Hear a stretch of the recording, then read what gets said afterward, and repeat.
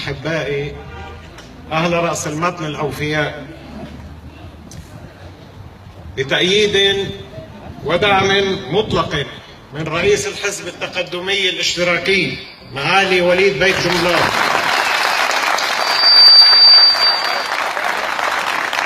وبتأييد ودعم من كافة العائلات ومكونات مجتمعنا، أقف أمامكم اليوم لأؤكد إنني على استعداد بأن أستمر في خدمتكم وخدمة بلدتي ومسقط رأس والدي المرحوم نجيب صالح.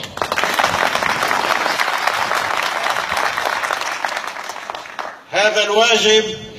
الذي ما انقطعت عنه يوما منذ وفاته 36 عاما ولد،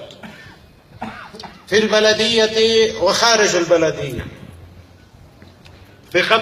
ثقتكم بي ما ذليت أحدا بشرائها،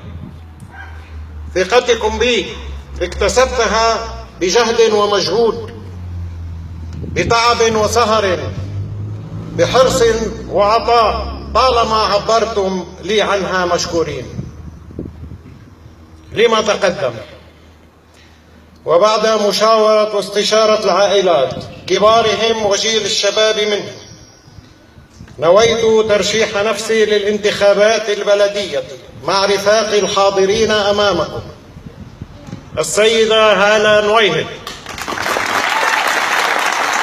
السيد طلال نويهب، السيد نزيه مكارم، السيد سمير مكارم، السيد رائد مكارم، الأستاذ المربي فؤاد أبو رسلان، السيد رجاء أبو رسلان، السيد أديب غرز الدين،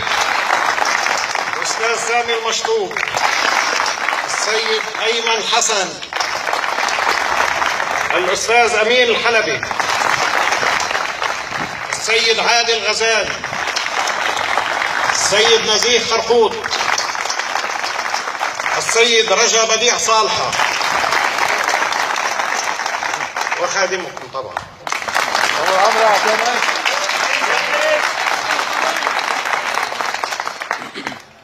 هؤلاء الأخت والأخوات المرشحين المحترمين الناشطين يشهد لهم جميعا بالخبرة